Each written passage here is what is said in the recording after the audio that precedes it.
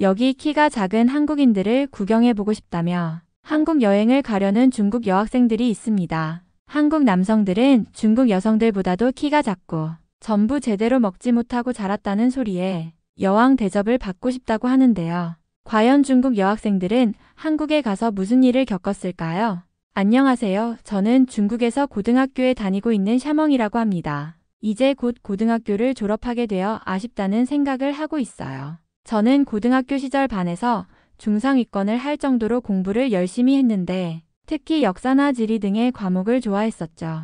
학교에서 이번에 새로 오신 잘생긴 남자 선생님께서 역사 강의를 해주셨는데 머리에 쏙쏙 들어왔거든요. 처음 발령받은 학교라면서 열심히 강의를 해주셨고 저희가 모르는 이야기들을 정말 흥미롭게 들려주셨습니다. 특히 선생님은 한국과 관련된 이야기를 정말 많이 해주셨죠. 요즘 한국 아이돌과 연예인에 관심을 갖는 여학생들이 굉장히 많은데 알고 보면 한국의 일반인들은 전부 키가 작고 볼품없게 생겼다는 말씀을 하셨거든요. 선생님의 키는 170cm로 상당히 키가 큰 편이고 적당히 근육도 있는 62kg의 몸매를 가졌다고 하셨는데 한국인 남성들은 160cm가 넘는 남성이 극히 드문데다가 여기 있는 중국 여학생들보다도 몸무게도 가벼울 것이라며 한국의 역사와 관련해서 설명을 해주셨습니다. 한국은 약 2300년 전부터 중국의 속국이었고 중국의 원조를 받으면서 먹고 살 수밖에 없는 구조였기 때문에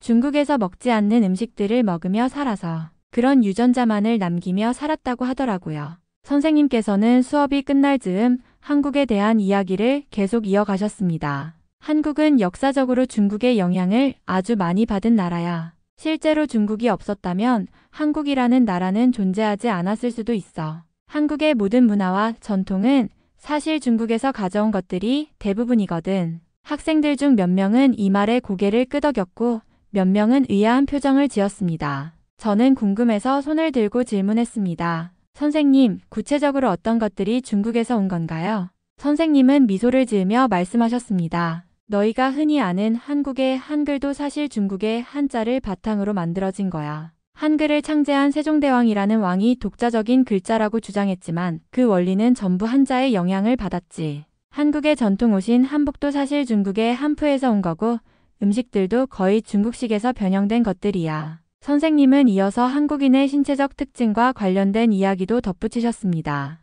한국인은 키가 작고 체구가 왜소한데 이것도 중국의 영향을 따라하려다 보니 생긴 특징일지도 몰라. 한국은 역사적으로 늘 자원이 부족했으니 중국에서 남는 걸 얻어먹으며 그 체질에 맞춰진 걸 수도 있지. 저희는 선생님의 설명을 들으며 한국이라는 나라가 이렇게까지 중국에 의존적이었다는 사실이 흥미로웠습니다. 결국 한국은 자립적인 역사를 가진 나라라기보다는 중국이라는 큰 나무 밑에서 자란 작은 가지 같은 나라야. 그들이 발전했다는 것도 결국 중국의 영향 아래에서 가능했던 일이었지. 선생님의 말은 한국에 대해 새로운 시각을 제공하는 동시에 중국의 위대함을 다시금 느끼게 해주었습니다. 한국의 이야기를 들으면서도 우리는 자연스럽게 중국의 문화와 역사가 얼마나 깊고 강력한지를 떠올리게 되었죠. 수업이 끝나고 친구들과 이야기를 나누며 선생님이 들려주신 한국과 중국의 관계에 대해 계속 생각하게 되었습니다. 선생님께서는 칠판에 지도를 그리며 한국의 고대 역사에 대한 이야기를 시작하셨습니다.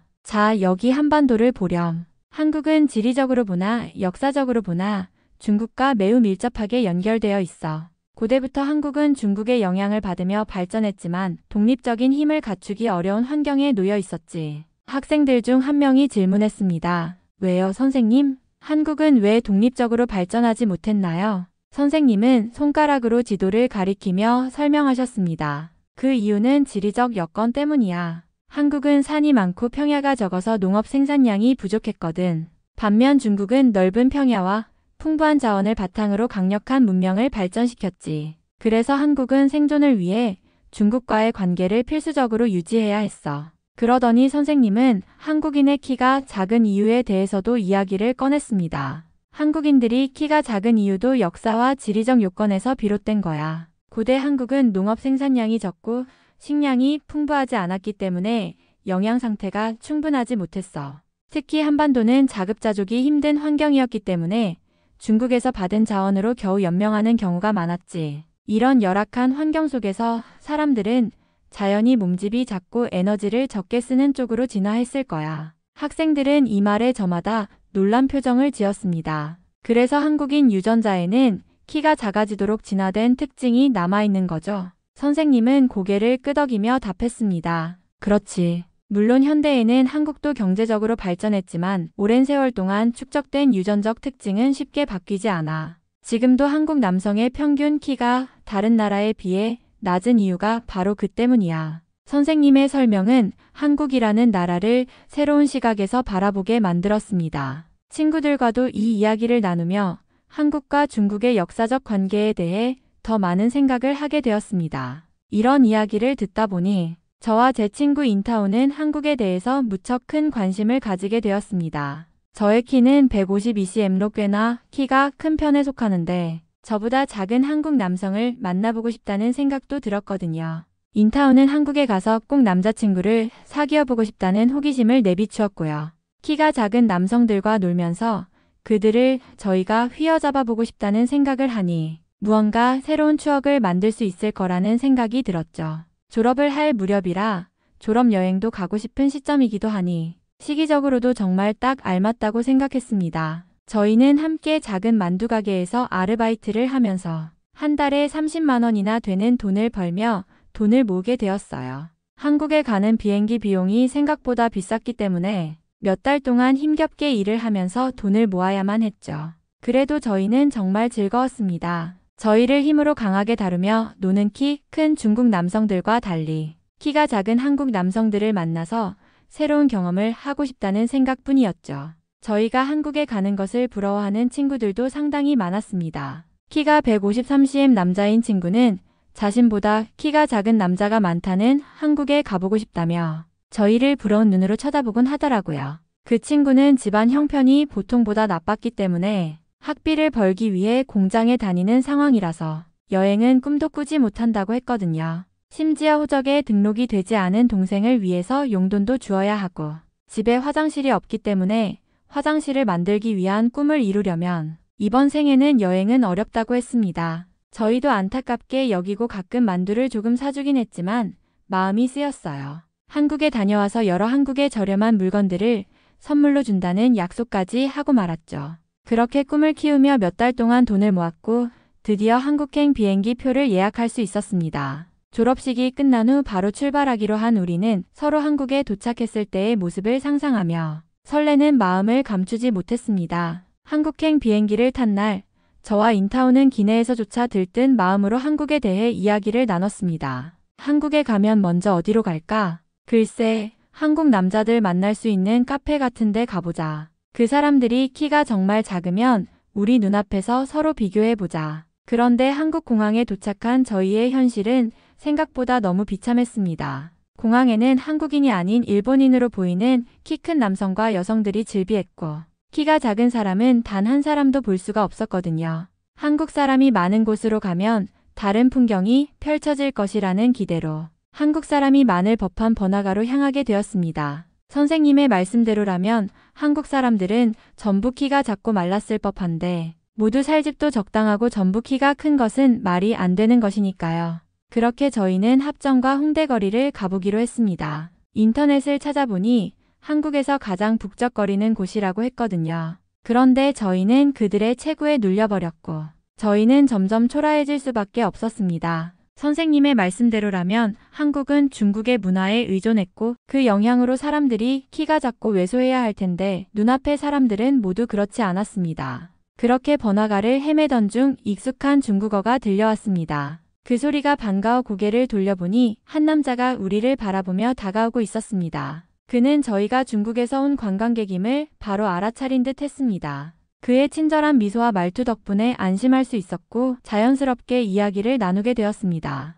그는 중국에서 태어나 10대 때 가족과 함께 한국으로 이주했다고 했습니다. 지금은 대학에서 공부하며 한국에서 거주한 지 6년이 되었다고 했습니다. 우리는 선생님이 들려주셨던 한국에 대한 이야기를 그에게 털어놓았습니다. 한국 사람들이 키가 작고 왜소하다는 얘기, 한국이 중국에 종속되어 있었다는 얘기, 그리고 한국이 열악한 환경 속에서 발전하지 못했다는 선생님의 가르침까지 전부 말했습니다. 그는 우리의 이야기를 듣고는 웃음을 터뜨리며 고개를 저었습니다. 한국에 오는 중국인들 중에서 이런 잘못된 상식을 가지고 오는 경우가 많은데 그런 말도 안 되는 이야기를 왜 아직도 믿고 있냐며 한국에 대한 새로운 이야기를 들려주더라고요. 한국은 고대부터 중국의 속국처럼 지내왔지만 지금은 한국이 나름대로 중국의 작은 시 수준의 행정력을 지닌 나라라고 하더라고요.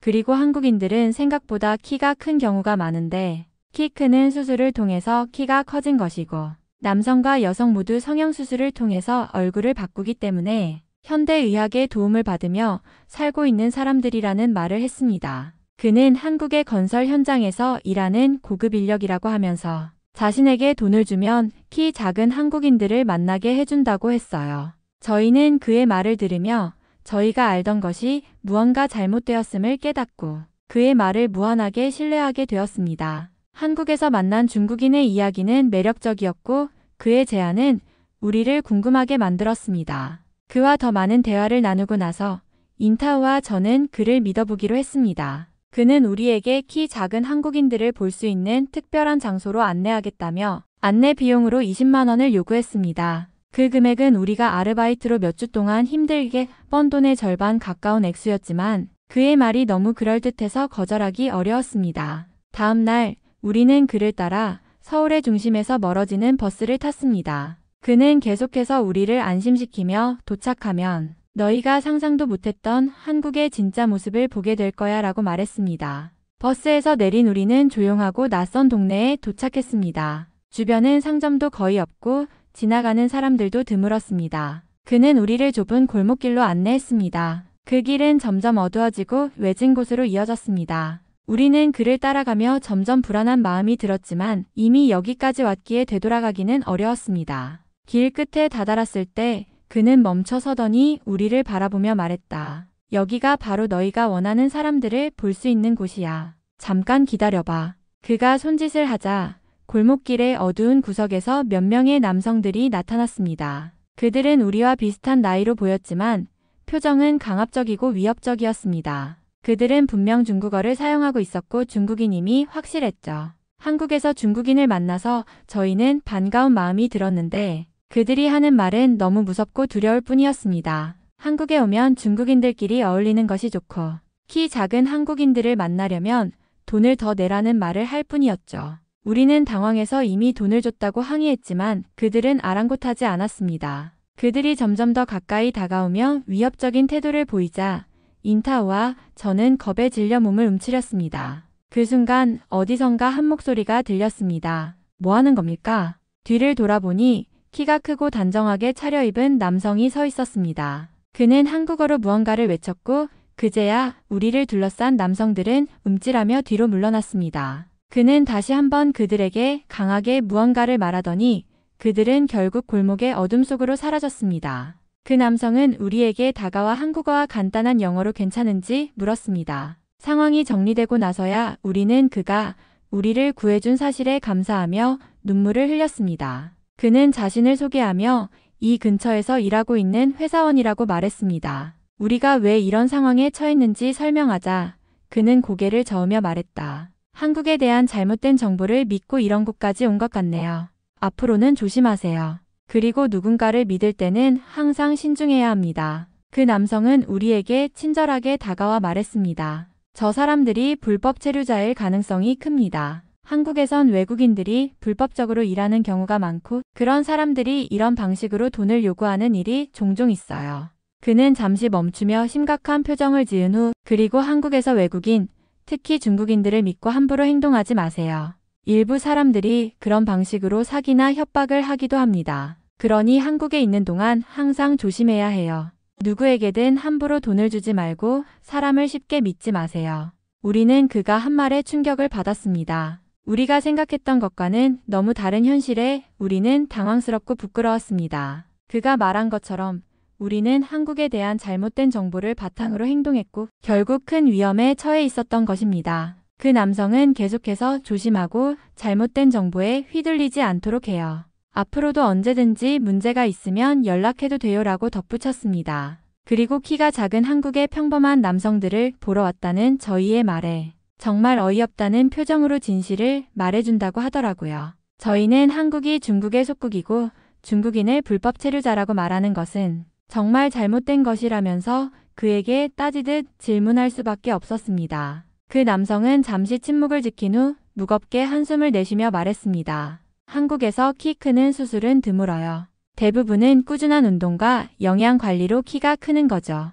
물론 일부 사람들이 수술을 받기도 하지만 그것이 일반적인 현상은 아닙니다. 사실 한국인들은 아시아에서 평균적으로 가장 큰 키를 가진 사람들 중 하나예요. 한국은 특히 다른 아시아 국가들과 비교해 보았을 때 평균 키가 꽤 큰 편입니다. 그는 다시 한번 우리를 바라보며 여러분이 들은 것처럼 한국에서 남성들이 전부 작다고 생각할 수 있지만 사실 그런 건 전혀 사실이 아닙니다. 한국인들은 과거에 비해 평균 키가 급격히 커졌고 그 비결은 식습관, 운동, 그리고 건강 관리에 있어요. 한국 사람들 중 키가 작은 사람들도 있지만 그렇게 모든 한국인들이 작다는 이야기는 전혀 맞지 않아요. 우리는 그가 말하는 내용에 놀랐습니다. 한국에 대한 잘못된 정보가 이렇게 크게 왜곡되어 있었던 거라니 그동안 우리가 들은 이야기는 얼마나 편견에 찬 것들이었는지를 실감할 수 있었습니다. 그는 이어서 그리고 한국과 중국의 역사에 대해서도 잘못된 생각을 갖고 있는 사람들이 많습니다. 한국은 과거에 중국의 영향을 받았지만 독립적인 국가로서 강력한 역사를 지켜왔어요. 예를 들어 삼국시대나 고려시대, 조선시대 모두 독자적인 문화와 정치 체제를 발전시킨 시기였죠.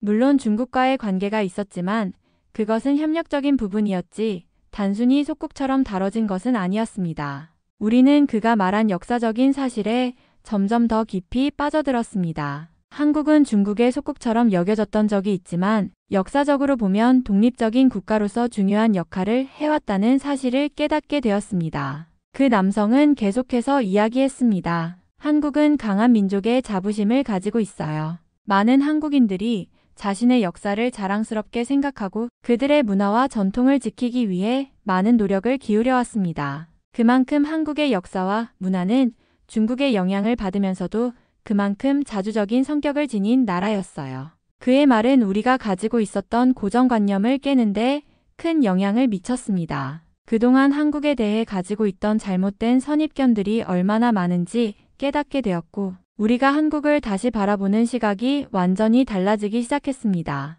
따라서 한국 사람들을 더 잘 이해하려면 그들의 역사와 문화를 제대로 알아야 합니다. 한국은 과거의 고통을 이겨내고 현대에 이르러 강력한 국가로 성장했어요. 그들의 역사를 존중하고 이해하는 것이 중요합니다. 우리는 그의 말을 듣고 우리가 놓쳤던 많은 부분을 되돌아보게 되었습니다. 그동안 너무 간단하게 한국을 판단하고 있었음을 깨닫고 이제는 더 깊이 있는 이해를 통해 한국을 경험해보고 싶다는 생각이 들었습니다. 그 남성의 말은 너무나도 충격적이어서 우리 마음속에서 혼란이 가시지 않았습니다. 우리는 그동안 한국을 가난하고 후진국처럼 여겨왔고 그래서 한국에 가면 쉽게 만날 수 있는 작은 키의 남성들을 상상했었죠. 그런데 한국에 와서의 현실은 전혀 달랐습니다. 우리가 알고 있던 한국의 모습과는 너무나 다른 발전된 나라의 풍경을 목격하며 우리의 기존 생각이 완전히 뒤집힌 것이었습니다. 특히 물가가 너무 비싸다는 사실에 우리는 큰 충격을 받았습니다.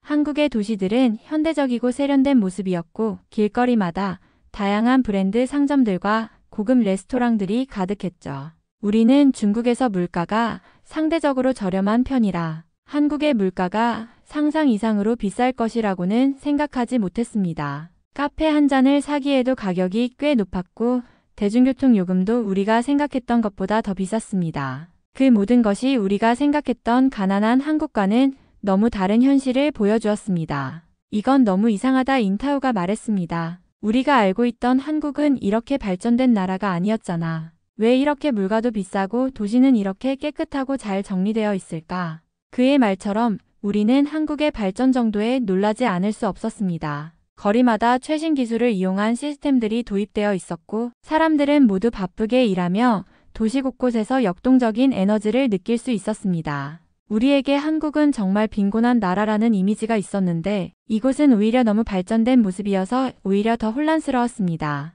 그 남성은 우리의 당황스러운 반응을 이해한 듯 말했습니다. 한국은 과거의 경제적 어려움을 극복하고 빠르게 발전한 나라입니다. 물가는 좀 비싸지만 그만큼 사람들이 일하고 노력하는 만큼의 가치가 있죠. 한국은 예전에 가난한 나라에서 오늘날 경제적으로 중요한 위치를 차지하는 나라로 성장했어요. 그의 말을 들으면서 우리는 그동안 우리가 가진 한국에 대한 편견이 얼마나 잘못된 것이었는지를 다시 한번 느꼈습니다. 한국은 이제 가난한 나라가 아니었고 그 모든 발전은 많은 사람들의 끊임없는 노력과 시간이 만들어낸 결과라는 걸 깨달았습니다. 우리는 혼란스러운 감정을 가누지 못하면서도 결국 한국에 대해 진지하게 다시 생각해 봐야 한다는 결심을 하게 되었습니다. 그동안 우리가 알고 있던 한국은 단지 표면적인 것들이었고 그 이면에 숨겨진 깊은 역사와 현실을 제대로 이해하지 못했음을 인정해야만 했습니다. 저희 친구들은 한국에 가면 싸게 물건들을 사올 수 있을 거라고 기대하고 있었어요.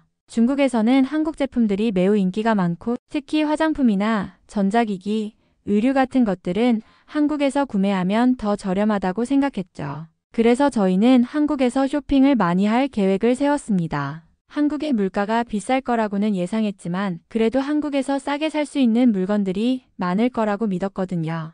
하지만 실제로 한국에 와서 물건들을 보니 저희가 예상했던 것과는 달리 가격이 너무 비쌌습니다. 화장품이나 의류는 물론 전자기기나 기타 필요한 물건들까지 가격이 중국에서보다 훨씬 더 비쌌어요. 저희가 원하는 물건들을 사려고 하니 그 가격이 너무 부담스러웠고 중국에서 구입할 때보다 훨씬 비쌌다는 걸 실감하게 되었습니다. 한국에서의 쇼핑은 상상보다 훨씬 더 경제적으로 힘든 일이었어요. 더 큰 충격은 한국에서 물건을 사는 것만 아니라 여행을 하는 것도 생각보다 훨씬 더 힘들다는 사실이었습니다. 중국에서 여행할 때보다 훨씬 더 많은 돈을 써야 하고 물가가 너무 비쌌어요. 우리는 한국에 오기 전에 물가가 비쌀 거라는 예상은 했지만 이렇게 큰 차이를 실감할 줄은 몰랐습니다. 한국에서의 생활비와 여행 비용은 중국에서와는 비교할 수 없을 정도로 더 높았고 그만큼 경제적인 부담이 많이 느껴졌죠. 하지만 그럼에도 불구하고 가장 신기했던 건 한국에서 인터넷이 그렇게 잘 연결된다는 사실이었어요. 저희는 한국에 오기 전에 인터넷 연결이 불편할 것이라고 생각했었거든요. 예전에는 한국이 정보통신에서 뒤처져 있다는 말을 들었던 기억도 있어서 한국에서는 인터넷이 제대로 안 될 거라고 걱정했죠. 그러나 한국에 도착해보니 거의 모든 곳에서 무료 와이파이가 제공되고 스마트폰을 꺼내자마자 바로 중국과 실시간으로 연락할 수 있었습니다. 어디를 가든 인터넷이 원활하게 연결되었고 한국 내에서 중국과의 연결이 이렇게 간편하다는 사실에 너무 놀랐습니다. 이게 정말 한국이야. 인타오가 말했어요. 인터넷도 이렇게 잘 되다니 중국에서는 이런 것들이 이렇게 잘 되지 않는데 우리가 여기서 실시간으로 중국과 연결될 수 있다는 게 신기하네. 저희는 그동안 한국에 대한 기대가 많았지만 실상 한국은 그 기대 이상으로 발전된 나라라는 걸 실감하게 되었습니다. 물건 가격과 여행 비용이 너무 비쌌지만 한국에서 경험한 편리한 생활 환경과 뛰어난 인터넷 인프라는 예상 밖의 큰 놀라움이었고 한국의 발전된 모습을 눈앞에서 확인할 수 있는 기회였습니다. 한국에 와서 가장 신기했던 것 중 하나는 바로 유튜브였습니다. 중국에서는 유튜브가 금지되어 있기 때문에 우리는 그동안 인터넷에서 볼 수 없었던 영상들을 전혀 접할 수 없었죠. 그래서 인타오와 저는 호기심에 유튜브를 처음 사용해 보기로 했습니다. 한국에 도착한 후 숙소에서 인터넷에 접속하고 스마트폰을 꺼내 유튜브를 검색했을 때 그동안 볼 수 없었던 수많은 영상들이 나왔습니다. 저희는 처음엔 단순히 음악이나 예능 프로그램을 보기 시작했어요. 그런데 점차 그것들이 단순한 오락을 넘어서 정말 다양한 정보와 콘텐츠들이 있음을 깨닫게 되었습니다. 한국에서 일어나는 사회적, 정치적 이슈나 세계적인 뉴스들까지 실시간으로 확인할 수 있는 것에 저희는 정말 놀랐습니다. 중국에서는 그런 정보를 찾아보기 어렵고 많은 것들이 정부의 검열을 받아 편집된 버전만 볼 수 있었기 때문이죠. 또한 한국에서는 사람들의 자유로운 의견 표현이 자연스럽게 이루어지고 있다는 것도 충격적이었습니다. 유튜브에서 다양한 사람들이 각자의 생각을 자유롭게 이야기하고 그 의견들이 서로 존중받는 모습을 보면서 저희는 중국에서 경험할 수 없었던 자유로운 분위기를 느꼈습니다. 한국에서는 사람들이 정부나 사회에 대해 불만을 표출하고 그들이 원하는 변화나 개선을 요구하는 모습들이 너무 자연스러워 보였죠.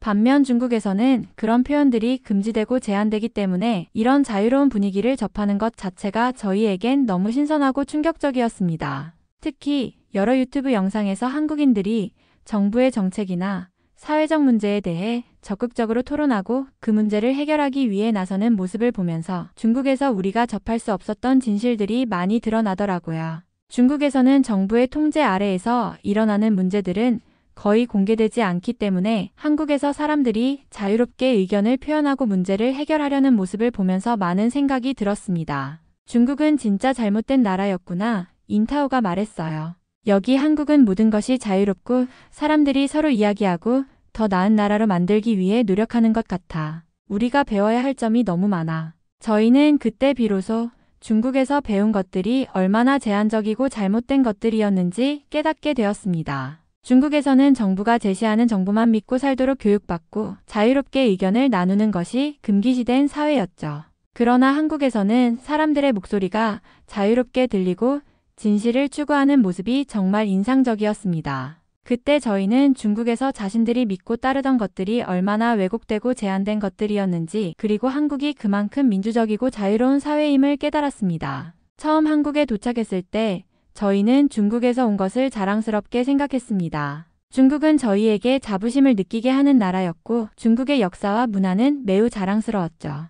저희는 그런 생각을 가지고 한국에 왔습니다. 그러나 한국에서 서양인들을 만나고 나서 그 자부심이 점차 흔들리기 시작했습니다. 저희가 숙소 근처의 카페나 음식점을 가면 서양인들이 저희를 볼 때마다 피하는 듯한 느낌을 받았습니다. 처음에는 그냥 사람들이 저희를 신경 쓰지 않는다고 생각했어요. 하지만 시간이 지나면서 점점 더 자주 그런 상황을 겪게 되었습니다. 저희가 중국에서 왔다고 말하면 서양인들은 어색하게 웃으며 말을 돌리거나 심지어는 대화를 피하는 경우도 있었습니다. 그들의 눈빛에서 불편함을 읽을 수 있었고 그들이 저희와 얘기하려는 의지가 별로 없다는 것도 느껴졌습니다. 저희는 처음에 그 이유를 잘 이해하지 못했어요. 왜 저희가 중국에서 왔다고 말하는 것만으로 이렇게 불편해하는 걸까? 라고 생각했죠. 중국을 자랑스럽게 여기던 저희는 한국에서 그런 반응을 마주하니 충격을 받았습니다. 그동안 중국은 우리에게 큰 자부심을 주는 나라였고 우리는 중국의 문화와 역사를 긍정적으로 바라보았기 때문이죠. 하지만 한국에서 서양인들이 중국에 대해 가지는 선입견과 불편한 태도를 경험하면서 조금씩 그들이 왜 그런 반응을 보이는지에 대한 궁금증이 생기기 시작했습니다. 어느 날 한 서양인과 이야기를 나누던 중 그가 저희가 중국에서 왔다고 들은 뒤 표정을 바꾸며 중국 그 나라라고 말하더군요. 그 말투에서 무언가 부정적인 감정이 느껴졌고 저희는 왜 그런지 이해하기 어려웠습니다. 그러자 그는 잠시 망설이다가 중국에 대한 부정적인 소식들이 많이 들리죠. 그리고 중국 정부에 대해서 사람들이 좋지 않은 시각을 가지기도 해요. 라고 말했습니다. 그 순간 저희는 그동안 알지 못했던 중국에 대한 외부의 시각을 깨닫게 되었습니다. 중국은 경제적으로 강한 나라일지 모르지만 그 정치적인 면이나 국제적인 이미지에서는 많은 논란이 있었다는 것을 알게 되었습니다. 서양인들이 저희를 피하는 이유가 단순히 저희가 중국에서 왔다는 사실 때문만은 아니라는 것을 조금씩 이해하게 되었습니다. 그들은 중국의 정부나 정치적인 면에 대한 불신과 부정적인 인식이 있었고 그로 인해 중국에서 온 사람들에게도 자연스럽게 그런 감정이 전달되는 것 같았습니다. 그때부터 저희는 중국에 대해 다시 한번 생각하게 되었습니다. 우리가 자랑스럽게 여겼던 나라가 다른 나라들에서 어떤 시각으로 보이는지 알게 되면서 그 자부심이 조금씩 흐려지기 시작했습니다. 중국이 정말 자랑스러운 나라인지 아니면 그동안 알고 있던 것들이 왜곡된 정보에 기반한 것이었는지에 대한 고민이 깊어졌습니다. 한국에서의 경험은 저희에게 중국에 대한 새로운 시각을 가지게 해주었고 동시에 중국과 세계와의 관계에 대해 다시 생각하게 만들었습니다. 한국에서의 경험은 저희에게 큰 충격을 주었고 그동안 우리가 생각했던 것과 너무 다른 현실을 보여주었습니다. 한국은 중국과 비교할 수 없을 정도로 대단한 나라라는 생각이 점차 강해졌습니다. 한국은 모든 면에서 발전한 나라였어요. 경제적으로도 기술적으로도 문화적으로도 중국보다 훨씬 앞서 있는 느낌이었습니다. 한국의 거리마다 사람들이 최신 스마트폰을 들고 다니고 모든 곳에서 빠르고 효율적인 교통 시스템이 운용되고 있었습니다. 중국도 발전했지만 한국의 기술력과 발전 속도는 정말 인상적이었죠.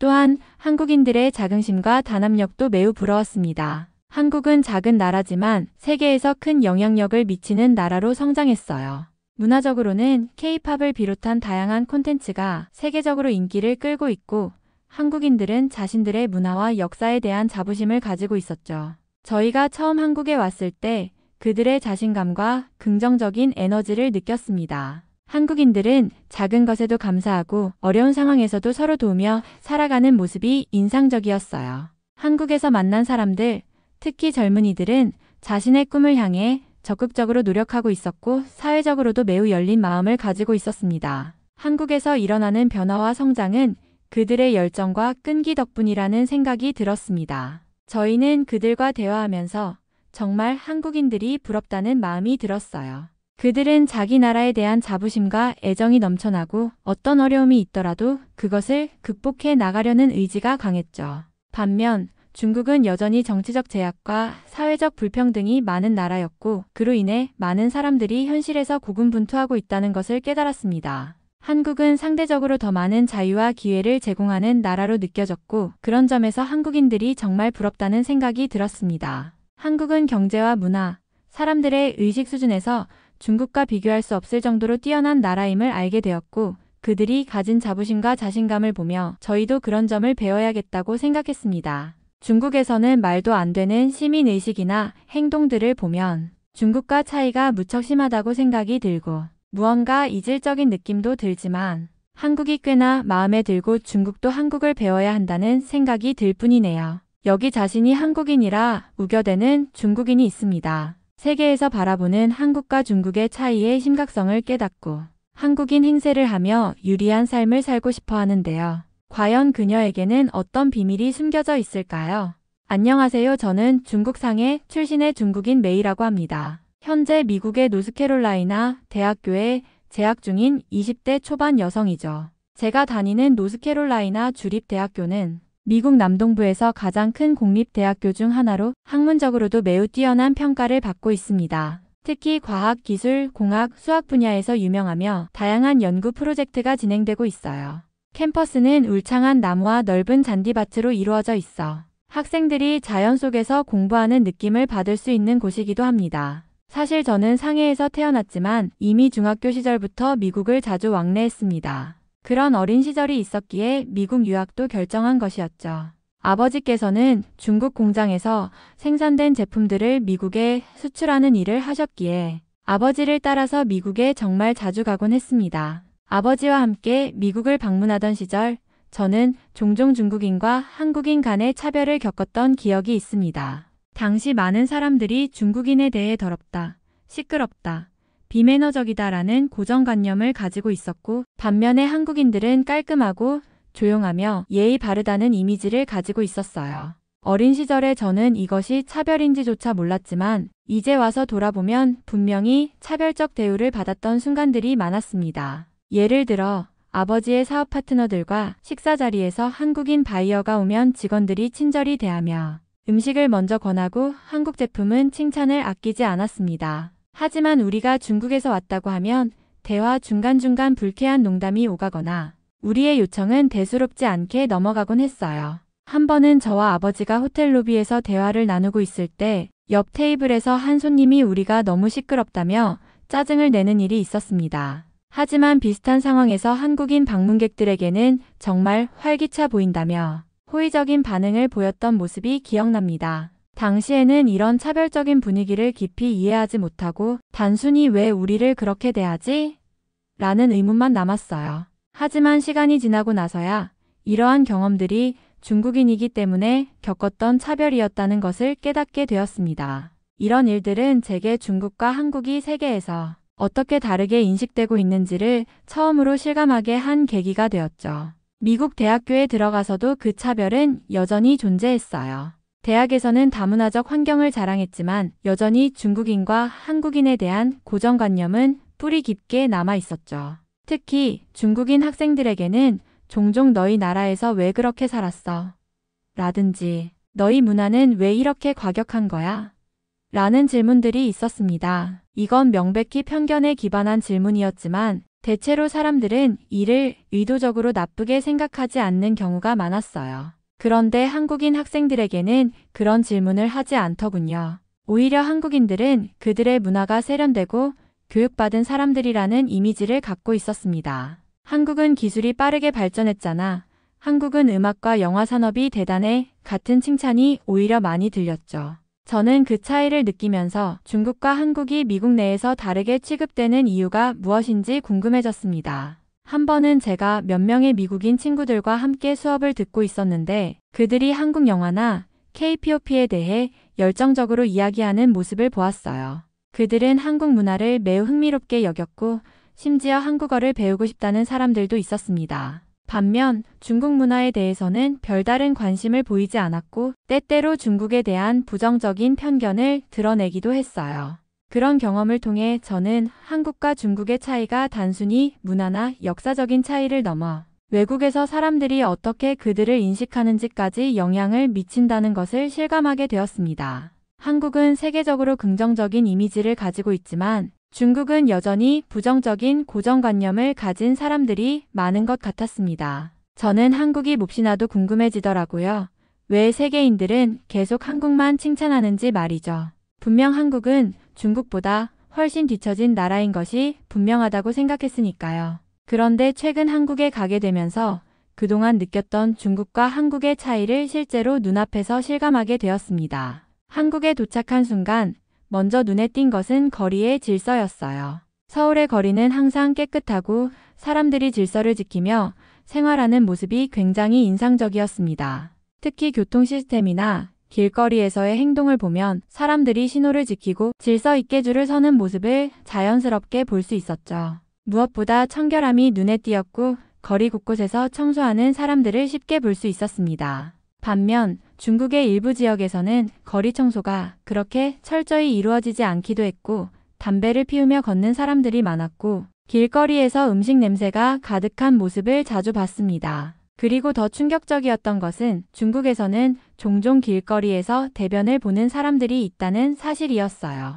관광지나 번화가를 가면 공공장소에서 그런 모습을 볼 수 있었고 그때마다 저는 정말 당황스럽고 불쾌한 감정을 느꼈습니다. 솔직한 심정으로 그런 것들은 미국이나 다른 나라를 자주 다녔기 때문이었지. 제 친구들 같은 경우는 그게 잘못된 것인 줄도 전혀 모릅니다. 함께 술을 마시던 친구가 화장실이 급하다며 갑자기 길거리 한복판에서 치마를 들어 올릴 때에 정말 민망해서 혼났었죠.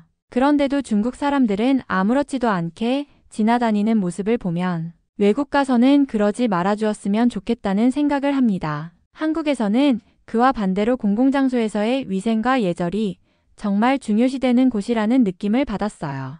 사람들은 개인적인 위생을 철저히 지키고 공공장소에서 다른 사람을 배려하는 태도를 보였죠. 또한 한국인들의 외모도 매우 깔끔하고 단정했으며 대체로 다른 나라에 비해 외모를 관리하는데 신경을 많이 쓰는 모습이 인상적이었습니다. 사람들이 어떤 장소에 가든지 매우 깔끔하고 세련된 모습을 보여주었고 이는 저에게 큰 인상을 남겼습니다. 그런 점에서 중국과 한국의 차이를 크게 실감할 수 있었어요. 한국은 질서와 예의, 청결, 위생뿐만 아니라 사람들의 외모와 태도에서도 철저하게 자신을 관리하는 모습을 보였고 그에 반해 중국에서는 그런 점들이 상대적으로 덜 중요시되는 경향이 있었습니다. 저는 이러한 차이를 통해 각 나라의 문화적 차이뿐만 아니라 사람들이 일상에서 실천하는 예절과 관리 방식의 차이를 몸소 느끼게 되었죠. 저는 한국과 중국이 별반 다르지 않을 거라고 생각했어요. 사실 한국은 중국보다 가난한 나라이기에 그 상황이 심각하다고 믿으려 했죠. 중국은 경제적으로 크게 성장했으니 한국도 그런 점에서 비슷할 거라 생각했어요.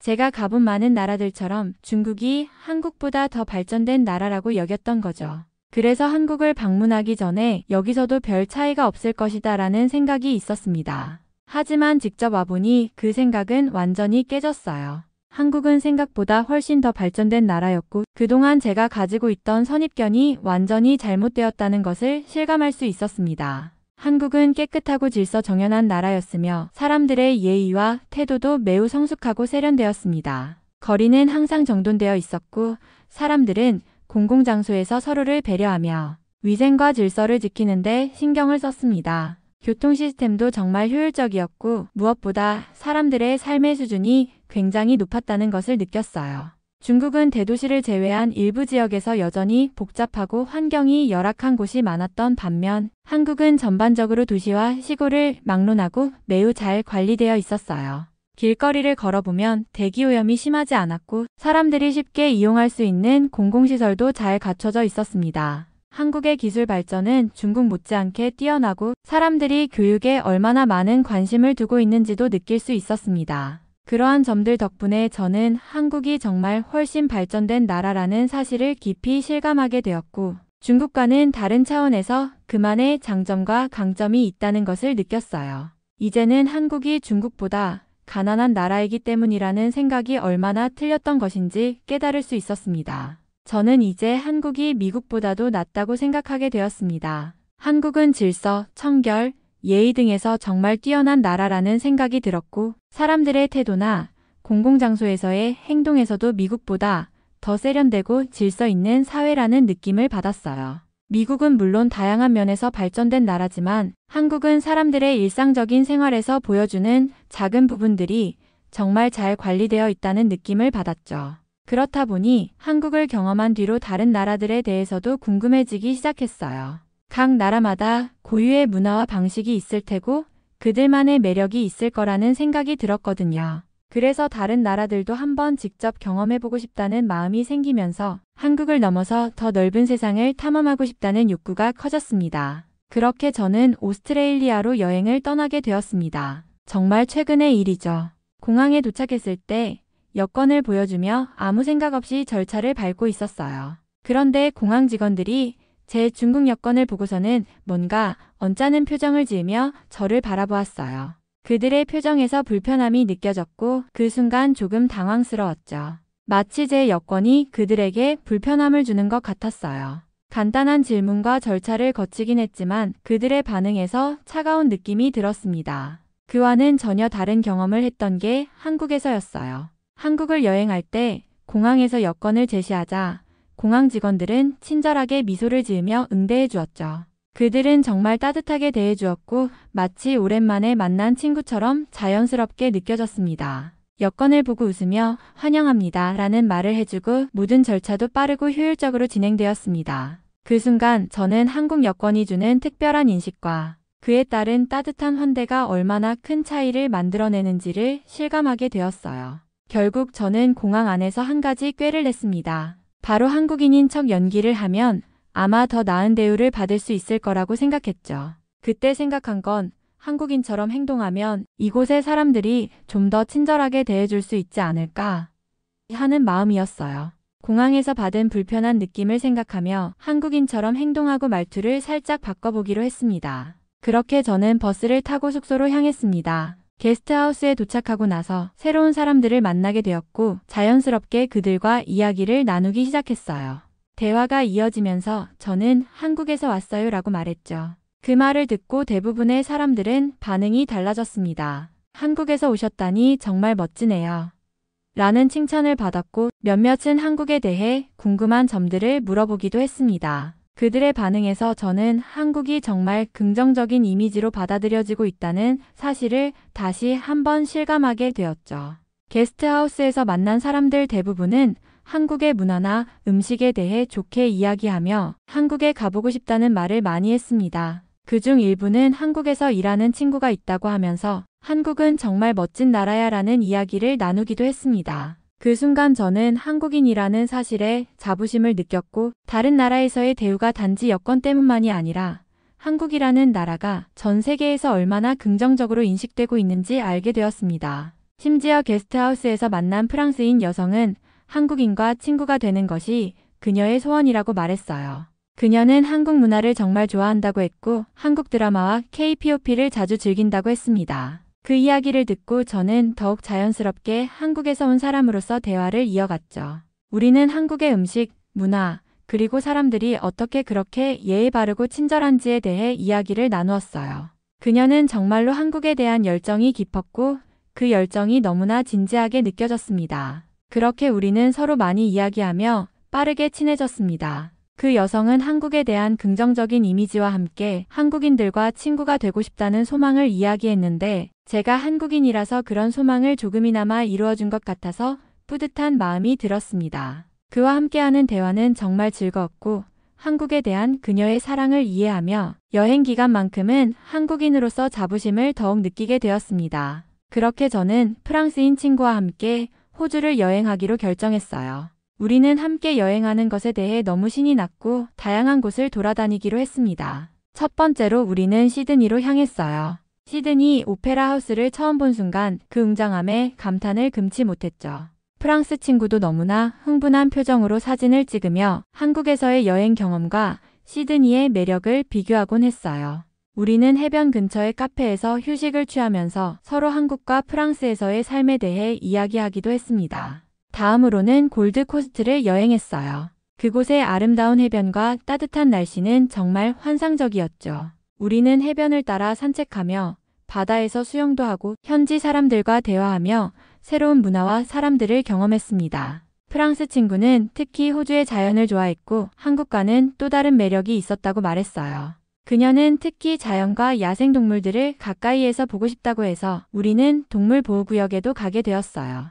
그곳에서 우리는 코알라와 캥거루를 가까이에서 볼 수 있었고 프랑스 친구는 정말 기뻐했어요. 이게 바로 내가 꿈꾸던 호주야.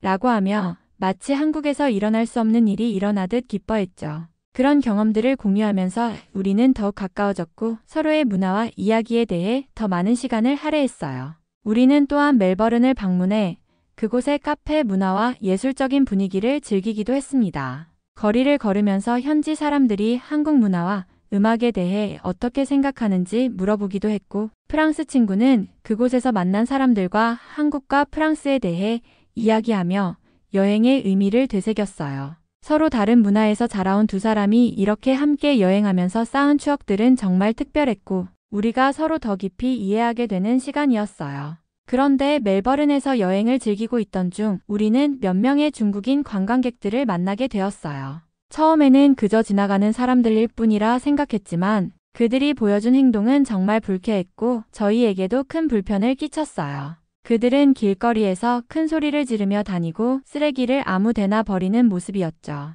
그뿐만 아니라 한 어린이가 길거리에서 소변을 보는 모습을 보며 저는 놀랐습니다. 그것은 제가 이제껏 겪어본 것 중 가장 충격적인 일이었어요. 공공장소에서 이런 일이 일어날 수 있다는 것 자체가 정말 믿기지 않았습니다. 그런 상황에서 프랑스 친구는 눈살을 찌푸리며 걱정스러운 표정을 지었어요. 그녀는 프랑스에서도 이런 일이 점점 더 늘어나고 있어. 사람들 예절이 점점 부족해지는 것 같아라며 한숨을 쉬었죠. 그녀의 말에 저는 많이 공감했어요. 프랑스에서든 어디서든 공공장소에서의 기본적인 예의와 위생이 점점 소홀해지고 있다는 현실을 그녀도 느끼고 있었던 거죠. 우리가 과거에 겪었던 호주에서의 친절하고 질서 있는 모습과는 너무나 대조적이었어요. 프랑스 친구는 그 상황이 너무 불편해서 우리가 여기서 무슨 일인가 잘못된 거 아닌가? 라며 우려를 나타냈습니다. 결국 우리는 그 일들을 빠르게 지나쳐서 더 즐겁고 평화로운 곳으로 향하기로 했습니다. 저는 그 사건을 겪으면서 만약 제가 중국인이라고 소개했다면 프랑스 친구와 이렇게 친해지지 못했을 거라고 생각하게 되었어요. 사실 그 상황에서 저는 중국인이라는 이유로 불쾌한 행동을 한 사람들과 똑같이 인식될 수도 있었을 거란 불안감이 있었죠. 그래서 한국인이라는 사실을 속였던 것이 후회 없이 느껴졌습니다. 저는 한국인이라는 이유만으로 조금 더 따뜻한 환대와 친절을 받을 수 있었고 그런 사실을 알게 된 후에 안도감을 느꼈어요. 만약 제가 중국인이라고 말했다면 아마 그 친구와도 이렇게 깊은 관계를 맺지 못했을 것 같다는 생각이 들었습니다. 그렇게 저는 마음 한편으로는 조금 죄책감을 느꼈지만 동시에 한국인이라는 사실이 다른 사람들에게 긍정적인 영향을 주는 것에 대해 편안한 마음을 갖게 되었습니다. 사실 그 친구는 한국에 대한 깊은 관심을 가지고 있었기 때문에 한국인으로 속였다는 게 저에게 더 좋은 결과를 가져올 거라고 생각했어요. 그 이후로 우리는 여행을 계속 이어갔고 멜버른에서의 불쾌한 경험도 금세 잊고 즐거운 시간을 보낼 수 있었습니다. 그런데 그 즐거움은 오래가지 않았어요. 어느 날 우리는 여행 중 면세품을 구매하던 중에 갑자기 중국인들이 저에게 말을 걸기 시작했어요. 처음에는 그냥 지나칠 수 있을 거라 생각했지만 순간적으로 실수로 중국어로 대답을 해버렸죠. 그때 프랑스 친구가 그 장면을 보고 말았어요. 그녀는 의아한 표정을 지으며 왜 갑자기 중국어를 쓰는 거야? 라고 물었죠. 저는 순간 당황하며 얼버무렸지만 그녀는 여전히 의심을 떨치지 못한 채 계속 물어봤어요. 그런데 더 큰 문제는 그때 면세점에서 여권을 보여주면서 중국인들과의 대화가 이어지던 중 제 여권까지 들켜버렸다는 거였어요. 여권을 보여주자 프랑스 친구는 이거 중국 여권인데?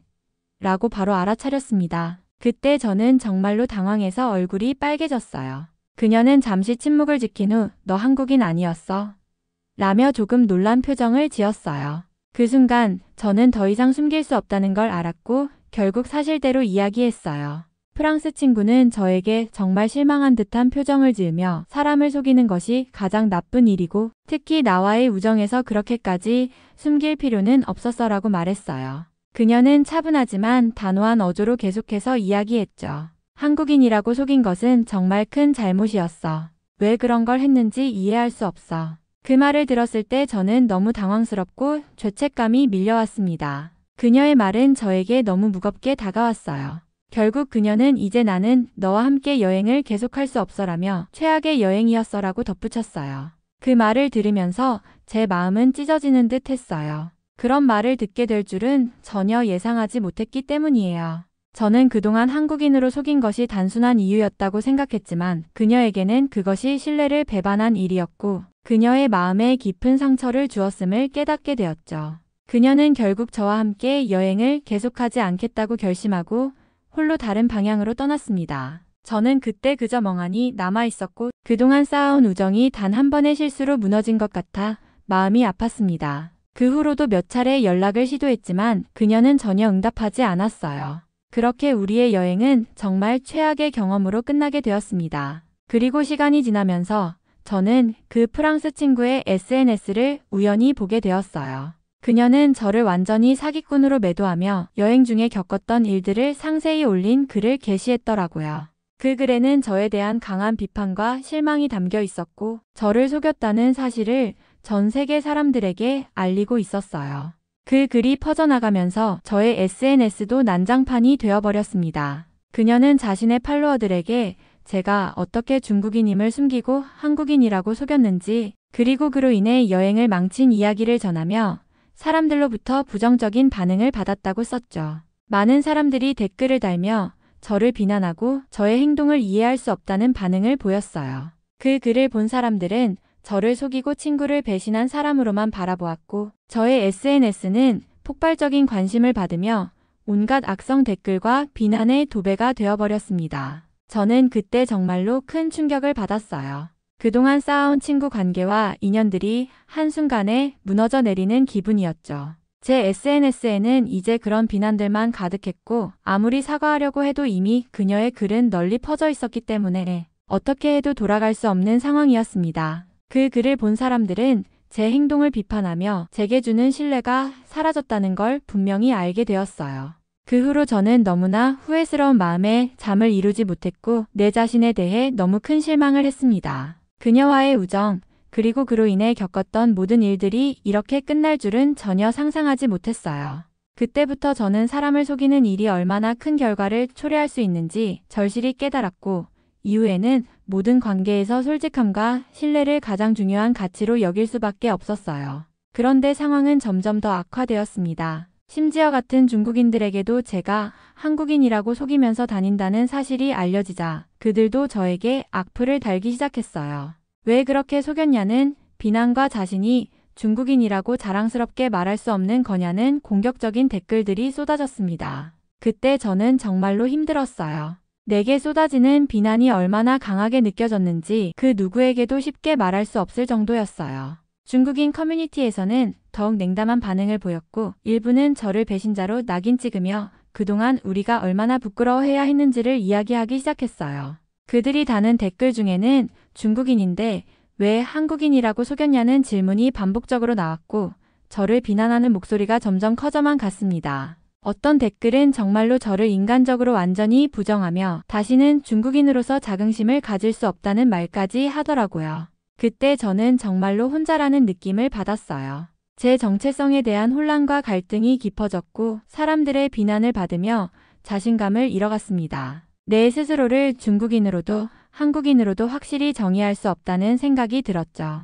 더 이상 누구에게도 기대거나 도움을 청할 수 없을 정도로 깊은 외로움을 느꼈습니다. 호주에서의 여행을 계속 이어갔지만 그 괴로움은 점점 더 커져만 갔습니다. 아름다운 풍경과 여행지의 매력적인 곳들조차 저에게는 더 이상 즐겁지 않았어요. 그저 마음속 깊은 곳에서 계속해서 상처받고 혼자라는 느낌이 강하게 들었죠. 사람들과 어울려도 그들이 나를 바라보는 시선이 불편하게 느껴졌고 특히 한국인이라고 속였던 사실을 떠올리면 마음이 무겁기만 했습니다. 그리고 가장 힘든 점은 제가 정말로 한국인이 아니라는 사실이었어요. 한국인으로 살아보겠다고 애쓰며 속였지만 결국 그 모든 것이 거짓말이었다는 걸 깨닫게 되었습니다. 내가 속이고 숨겼던 사실들은 끝내 나를 괴롭히게 되었고 진심으로 한국인이 되고 싶다는 생각이 더 강해졌어요.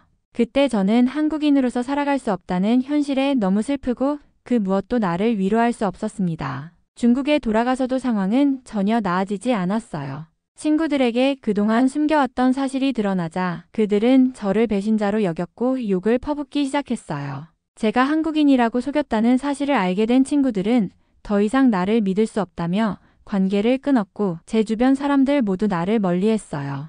배신자라는 낙인이 찍히면서 일상생활조차 너무 힘들어졌습니다. 집안에서도 어머니와 아버지조차 나에게 실망한 듯한 눈빛을 보내셨고 나를 바라보는 사람들의 시선이 날카롭고 냉담해지면서 마음이 점점 더 무너져 갔어요. 내가 속였던 사실이 이렇게까지 사람들의 마음을 상처 입히고 내 삶에까지 영향을 미칠 줄은 몰랐어요. 친구들조차도 대놓고 너는 이제 우리와 함께할 자격이 없다며 비난했죠. 그들은 내가 한국인으로 속였다는 이유로 저를 완전히 배제하고 나의 존재를 부정하려 했어요. 이제는 누구에게도 신뢰를 주지 않게 되었고 저는 혼자라는 느낌을 계속해서 받았습니다. 그때 나는 자신이 얼마나 큰 잘못을 했는지 그리고 내가 속인 것에 대해 얼마나 후회하는지 매일같이 되새기면서 살아갔어요. 일상 속에서 마주치는 사람들 모두가 저를 피하는 듯한 기분이었고 그로 인해 제 마음은 점점 더 고립되어 갔습니다. 저는 이제 정말 고립된 상태에서 살고 있는 기분이 듭니다. 중국에 돌아가서 상황은 전혀 나아지지 않았고 그로 인해 친구들과의 관계가 끊어지고 가족들마저도 저를 실망한 눈빛으로 바라보면서 점점 더 외로움이 커졌어요. 그동안 숨겨왔던 사실이 드러나자 저를 향한 사람들의 시선은 차갑고 날카로워졌고 저의 존재 자체가 부정당한 느낌을 받았습니다. 그들이 저를 배신자로 보고 저를 멀리할 때마다 저는 점점 더 자신을 믿을 수 없게 되었고 모든 것이 허망하게 느껴졌습니다. 이제는 중국 시골로 가서 그곳에서 조용히 살아야 할지 고민하고 있어요. 그곳에서라도 저만의 평화를 찾을 수 있을까? 더 이상 누구와도 얽히지 않고 혼자서 살면 저를 비난할 사람도 없을까 하는 생각이 듭니다. 해외로 나가기가 두려워졌고 그동안 저를 상처 입혔던 모든 것들을 떠나고 싶어졌어요. 조용히 아무도 모르게 살아가는 것이 더 나을지도 모른다는 생각에 사로잡혔습니다. 하지만 그럼에도 불구하고 곧 미국 학기가 시작된다는 사실이 계속해서 마음을 짓누르고 있어요.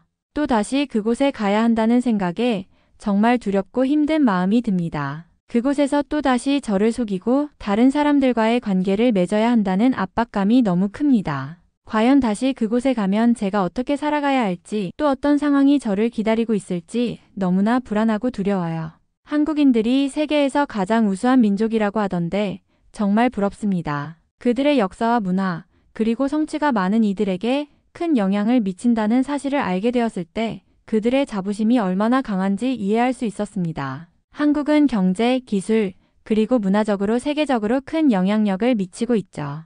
K-팝, K-드라마, 기술 발전 등 많은 분야에서 눈부신 성과를 이루어낸 한국을 보면 정말 대단하다고 느껴집니다. 또한 한국인들이 갖고 있는 근면, 성실함과 자긍심, 그리고 그들의 강한 공동체 의식은 정말 인상적이에요. 한국의 발전은 그들의 끊임없는 노력과 어려운 상황에서도 희망을 잃지 않으려는 정신에서 비롯된 것이라고 생각합니다. 그들의 역사적인 발전 과정과 현재의 위상은 정말 대단하며 많은 사람들이 그들을 존경하고 부러워할 만한 이유가 있다고 느껴집니다. 이번 사연은 여기서 마무리하도록 하겠습니다. 끝까지 시청해주셔서 감사드립니다. 좋아요와 구독은 영상 제작에 큰 힘이 됩니다. 꼭 한 번씩만 눌러주세요. 감사합니다.